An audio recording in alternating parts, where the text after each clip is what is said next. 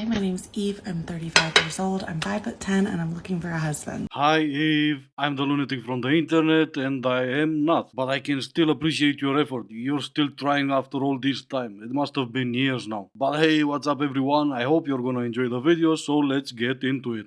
Scratch that. I'll pay $5,000 if you find me my husband. I went viral 2 months ago about looking for a husband and being willing to pay $5,000 to the person who recommends, refers, finds him for me.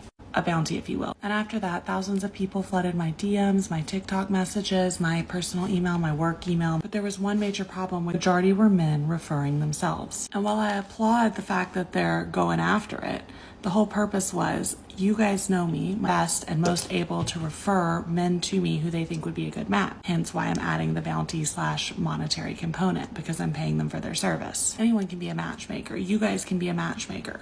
So I'm calling on you again to please actually refer people. They were referring people to you themselves, and yeah, I know the majority of them were after the 5,000, but some, maybe 1-2% of them were not. Either way, let's keep watching because probably it will get better. What's my criteria? I'm 5'10". I want him to be taller, and I'm not going to negotiate on that fact.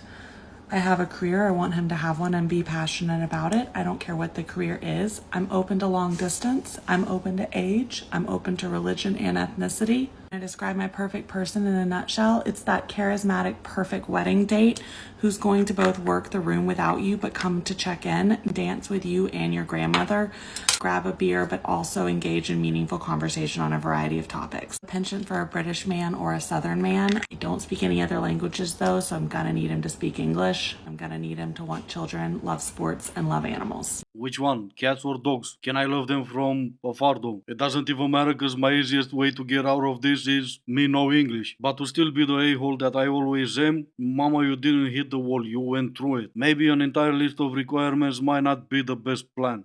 Men are often demonized in the first session of couples therapy. There are two big reasons for this. One, women are usually better at articulating their grievances. Two, criticize a woman too early and she is likely to stomp out of the session. Men will just take it. 6 years for a master's degree and then 3 years of focused apprenticeship under other clinicians to become a licensed marriage and family therapist. 9-year experience. And I remember the training they gave us about be careful with female clients in couples therapy because they have come in expecting that their feelings will be validated. Don't smother and stomp on the guy because all of you guys will do that. The woman will be better at crying about her feelings. No, he never loved me. He never cares. And he's like, I'm really sorry that you're having these feelings. And then the therapist is like, well, if this is the direction you guys want to go, cool. Hey, guy, here's the things you must do if you want to be a decent. And then it just turns into this big fest about let's fix the guy. Meanwhile, the things she's contributing go completely under the rug. The guys are exhausted by this. There's a reason they don't want to go to couples therapy anymore.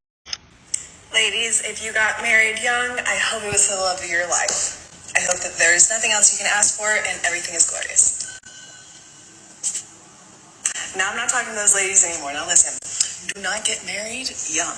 Wait till 35 and only look for somebody who you are going to make genetically a better offspring with because that's your only responsibility as a human being on this planet. Second off, enjoy the meantime, okay? Because the men evolve. No longer are you getting that, hey, I don't care, like, what do you want to do? Or like, oh, like, what are you in the mood for? Do you want to get a dinner? You want to go for drinks? No!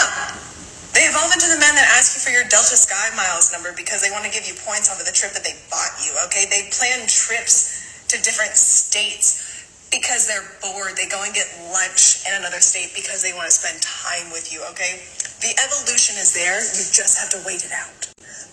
Them kids and that boy you think is the love of your life. Okay. No, yeah, men do evolve. But I think you're missing the point and let's stop lying to ourselves for a second here. No one is flying you out. No one wants to spend time with you. You're pushing 50 and you're jealous of the young people for getting married. But we do evolve. We evolved into someone like me who you really don't like because even though I'm gonna pay for the date, you're not gonna see a dinner date. Or the more evolved ones who you really despise because they're gonna take you out to a restaurant but you're gonna split the bill. So just choose one type and don't try to act all offended when neither of those types are going to choose you back.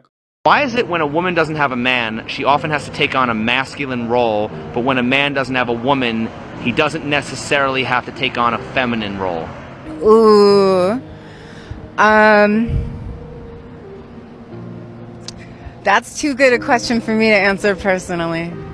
I just think women, like, like are more like apt to be more manly than And independent. like it's okay for a woman to be more like manly than it is for a man to be like feminine. Yeah. I think. I just feel like people think that, even though That's it the shouldn't be natural. true. Wouldn't that prove that masculinity is more essential for survival than femininity?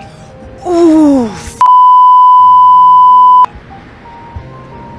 I had never thought about that, so it's all right. And if that's true, why is masculinity seen as toxic? Masculinity is vital for society to continue existing.